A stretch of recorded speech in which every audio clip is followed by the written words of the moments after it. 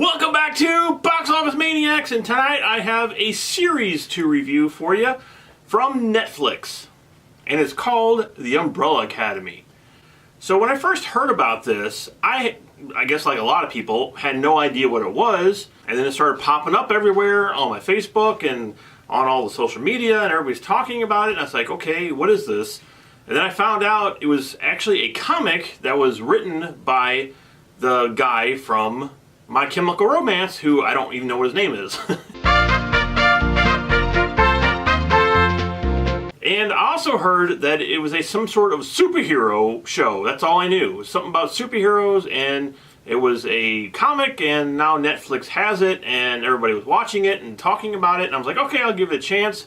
And oh my God, I am so glad I did. This is up there, or it could even be on my very top of the list of my all-time favorite Netflix shows. It's that good. Now, if you're like me and you're wondering, what is the Umbrella Academy? I have never heard of this before. Why are you going so crazy about it? I don't want to give out that many spoilers for this, because that's the whole fun of watching the show, is learning about the characters and what the show's about.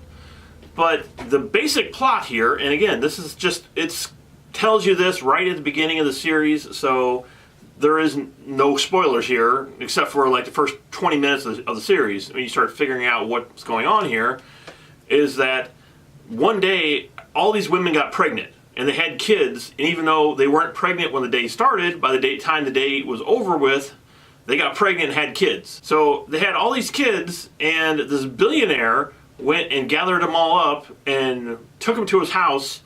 I guess he paid all the women for their children or whatever, and took them to his billionaire mansion and raised them as his own. But he never really named them. He named them like number 1, number 2, number 3, number 4, number 5, you know. So they didn't even have names, because they all had special abilities, and that's, I guess, what he was basically just interested in, was their special abilities, and he was trying to take all these kids and make them into superheroes to go out and fight crime. And one of the absolute best parts of the series are all the characters, because each one has a special ability, and I'm not going to tell you what any of them are, because again, that's the best part about the show, is learning about them and learning about their abilities and what they can do and who they are. But one guy, I will tell you his ability, because again, this is in the first episode. He can zap from place to place. He's sort of like Nightcrawler. He goes zoop, and he can, you know, zap away and zoop and zap back. And he actually went into the future and seen that the entire future was gone. He doesn't know what happened to it. He doesn't know if it was a nuclear apocalypse. He doesn't know, you know, if the bombs dropped. He doesn't know what happened, but he knows in the future everything's gone. And I think in the show it's like 5 days they have, or something like. In 5 days this is going to happen. So he ends up coming back through time to warn all of the other people who are now adults, because he left when he was a kid and he came back, and now when he comes back, he's still a kid and everybody else is adults, but he still has the brain of like an adult. And he's trying to tell the other people, the other members in the academy here, the world's going to end. You know, this is it. The world's going to end and we have to stop it. Now, that's the basic plot of the series. There's a whole lot more to it than just that.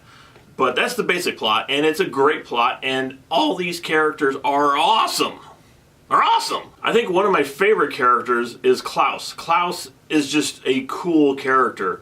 He is just the guy that did the acting for him was phenomenal. He was so good through this entire series. But the thing is, they're all great. And the guy that plays Luther, who's number 1, he thinks he's the team leader because he's always called number 1. It's hard to talk about this without giving out spoilers. But they show this person in the first episode again, and he's a chimpanzee, and he walks around like Caesar from Planet of the Apes. The effects just for this guy were amazing. They were top notch. They were as good as you get with walking chimpanzee talking effects.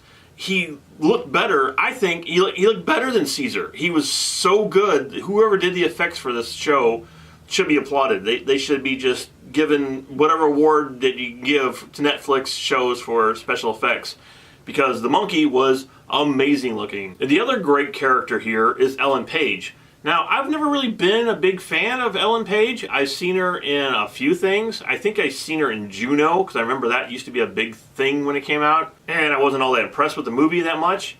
And I don't know if I've ever seen her in anything else. I probably have. I don't know. She's one of those actors that I thought she was okay, average actor. But in this, she is great. They took her and gave her a cool, amazing character just like everybody else. And she is really, really great in this whole season. And I think, you know, she's probably one of the breakout characters. I think this is probably her breakout role. Even though, you know, she was in an Academy Award nominated film, I think this is probably the thing that she's going to be known for now is the Umbrella Academy. As she should, because it's that good. So like I said, this came from the comic, The Umbrella Academy, which I never read or even heard of up until I started watching the series. So I don't know how close this is to the comic. One thing that made this series so great was the music. The music in this film, I keep calling it a film, it's a TV series. The thing about this TV series is the music in it is incredible. And I would have to imagine that the person who was in a band knows music. He knows how music relates to images and how it relates to stories. And I think that's why the music in this is so awesome. My wife actually made a playlist and put all the music in there, all the show, and I listened to it, and it was phenomenal. It was like, oh man, every song in here is great. And when you're watching it, you also realize every song in this isn't great, but when you hear it all out, and they'll probably come out with a soundtrack to this more than likely, it's an amazing soundtrack. From the first episode to the last episode, the music in this is fantastic. And the other good thing about the show is it does have a lot of comedy. There's a lot of funny stuff going on in the show, but there's also a lot of serious stuff. There'd be stuff in this show like, oh my God, you know, what's going on? Because it's just so well written and so well acted. And I was a huge fan of the Marvel films here that they brought over there on Netflix, like Luke Cage and of course Daredevil and Jessica Jones. And, you know, all those shows, the Punisher, obviously now they've all been canceled. They've only got 1 or 2 seasons, and that was it. They're gone, because I believe Disney is starting their own pay-per-view show, whatever, not pay-per-view, but, you know, monthly subscription show like Netflix. And I guess Netflix couldn't hold on to those rights for those characters, and they're gone. And if the Umbrella Academy is any indication on what happens when they lose the Marvel license, bring it on. I mean, I'd love to see them bring in some of these lesser-known comics and make great shows out of them. And I'm sure there's a million great stories out there that, you know, they can get and bring in that's not going to cost them billions of dollars because they're not Marvel. And I'm pretty sure that's what happened here is they seen the opportunity to create a great show, and that's what they did. I loved every single episode on the show. There was not a single episode that's like, meh, that was alright, bleh, whatever. I loved all the episodes, every single one of them. That's how much I love the show, and because of that, the Umbrella Academy Season 1 gets...